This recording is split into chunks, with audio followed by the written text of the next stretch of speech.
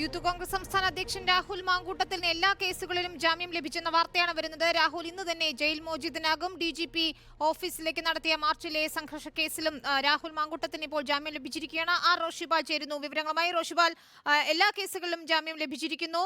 രാഹുൽ ഇന്ന് തന്നെ ജയിൽ മോചിതനാകുമെന്നല്ലേ മനസ്സിലാക്കേണ്ടത്?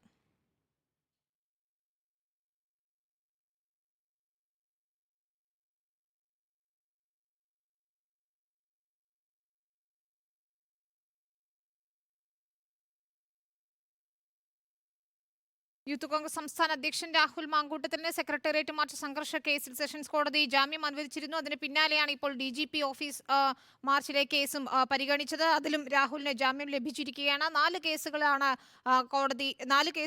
കോടതി ജാമ്യം നൽകിയത്. ഇന്നലെ തന്നെ 2 കേസുകളിൽ രാഹുൽ മാങ്കൂട്ടത്തിന് ജാമ്യം നൽകിയിരുന്നു. ഇന്നിപ്പോൾ 2 കേസുകളിലും ജാമ്യം ലഭിച്ചിരിക്കുകയാണ്. ഇതോടെ രാഹുൽ മാങ്കൂട്ടത്തിന് ഇന്ന് തന്നെ ജയിൽ മോചിതനാകാൻ കഴിയുമെന്നാണ് പ്രതീക്ഷിക്കുന്നത്. യൂത്ത് കോൺഗ്രസ് സംസ്ഥാന അധ്യക്ഷൻ രാഹുൽ മാങ്കൂട്ടത്തിന്റെ സെക്രട്ടേറിയറ്റ് മാർച്ചിലെ സംഘർഷ കേസിൽ പൊതുമുതൽ നശിപ്പിച്ചതടക്കമുള്ള കുറ്റങ്ങൾ ചുമത്തിയായിരുന്നു അറസ്റ്റ് ചെയ്തത്. ഏറെ വിവാദമായ രാഷ്ട്രീയമായി ചർച്ച ചെയ്യപ്പെട്ട ഒരു അറസ്റ്റായിരുന്നു. രാഹുലിന്റെ അടൂരിലെ വീട്ടിലെത്തി പോലീസ് നാടകീയമായി അറസ്റ്റ് ചെയ്തതോടെയാണ് രാഹുൽ മാങ്കൂട്ടത്തിന്റെ അറസ്റ്റ് ഏറെ ചർച്ചയായത്. റോഷിബാൽ തുടരുന്നുണ്ട്. റോഷി, രാഹുൽ മാങ്കൂട്ടത്തിന് ഇന്ന് തന്നെ ജയിൽ മോചിതനാകാൻ ആകുമല്ലേ? അഭിനീത, സംശയമില്ല, യൂത്ത് കോൺഗ്രസ് സംസ്ഥാന അധ്യക്ഷൻ രാഹുൽ മാങ്കൂട്ടത്തിന് ഇന്ന് തന്നെ ജയിൽ മോചിതനാകാൻ കഴിയും. കാരണം രാഹുലിനെതിരെ ചുമത്തിയ 4 കേസുകളിൽ 2 കേസുകളിലായിരുന്നു ഇന്ന് ജാമ്യം ലഭിക്കേണ്ടത്. ആ 2 കേസുകളിലും ഇന്ന് കോടതി ജാമ്യം അനുവദിച്ചു. ജില്ലാ പ്രിൻസിപ്പൽ സെഷൻസ് കോടതി പ്രധാനപ്പെട്ട സെക്രട്ടേറിയറ്റ് മാർച്ചുമായി ബന്ധപ്പെട്ട സംഘർഷ കേസിലും രണ്ടാമത്തെ കേസ് CJM കോടതിയുമാണ് ജാമ്യം അനുവദിച്ചത്. അത് പോലീസ് ആസ്ഥാനത്തേക്ക് കോൺഗ്രസ് നടത്തിയ മാർച്ചിലെ സംഘർഷവുമായി ബന്ധപ്പെട്ട കേസാണ്. ഈ കേസിൽ ഇന്നലെയാണ് മ്യൂസിയം പോലീസ് രാഹുൽ മാങ്കൂട്ടത്തിന്റെ അറസ്റ്റ് രേഖപ്പെടുത്തിയത്. 2 കേസിലും രാഹുൽ ഇപ്പോൾ ജാമ്യം ലഭിച്ചിരിക്കുന്നു.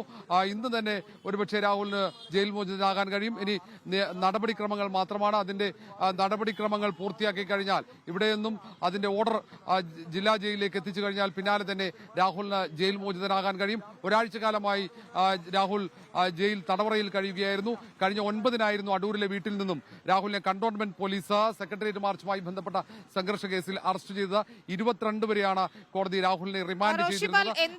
ഉപാധികൾ വെച്ചുകൊണ്ടാണ് ഇപ്പോൾ ജാമ്യം നൽകിയിരിക്കുന്നത്? നേരത്തെ ബോണ്ട് ഉൾപ്പെടെ വേണമെന്ന് റോഷി തന്നെ റിപ്പോർട്ട് ചെയ്തിരുന്നു. എന്തൊക്കെയാണ് ഈ ഉപാധികൾ? വിനീത, അത് സ്വാഭാവിക നടപടിക്രമമാണ്. ഒന്ന്, പൊതുമുതൽ നശിപ്പിച്ച കേസാണ്. അതിന് തുല്യമായ തുക കെട്ടിവെക്കണം. അത് ഈ പൊതുമുതൽ നശിപ്പിച്ച കേസുകളുടെ സാധാരണ നടപടിക്രമം എന്ന് വിശേഷിപ്പിക്കും. കാരണം 50,000 രൂപ കെട്ടിവെക്കണം. മറ്റൊന്ന്, കോടതിയിൽ സ്റ്റേഷനിൽ, അത് ഏത് പോലീസ് സ്റ്റേഷനിലാണോ കേസ് രജിസ്റ്റർ ചെയ്തത് ആ പോലീസ് സ്റ്റേഷനിൽ കൃത്യമായി 6 ആഴ്ച എല്ലാ ആഴ്ചയും ഒരു തവണ ഹാജരാകണം എന്ന നിബന്ധന. ആ തരത്തിൽ പ്രധാനപ്പെട്ട ചില നിബന്ധനകൾ, അത് സാധാരണ ഈ തരത്തിലുള്ള കേസുകളിൽ കോടതി നിശ്ചയിക്കുന്ന നിബന്ധനകളാണ്. ആ നിബന്ധനകൾക്കനുസരിച്ച് വേണം ഈ ജാമ്യത്തിലിറങ്ങുന്ന രാഹുൽ മുന്നോട്ട് പോകാൻ. 6 ആഴ്ച രാഹുൽ ആഴ്ചയിൽ ഒരു വട്ടം തിരുവനന്തപുരത്ത് കണ്ടോൺമെന്റ് പോലീസ് സ്റ്റേഷനിൽ എത്തി അവിടെ ഒപ്പ് രേഖപ്പെടുത്തണം. മറ്റൊന്ന്, 50,000 രൂപ കെട്ടിവെക്കണം. അത് പൊതുമുതൽ നശിപ്പിച്ച കേസായതുകൊണ്ടാണ് ആ തരത്തിൽ ഒരു നിബന്ധന കൂടി കോടതി ജാമ്യം നൽകുമ്പോൾ മുന്നോട്ട് വെച്ചത്.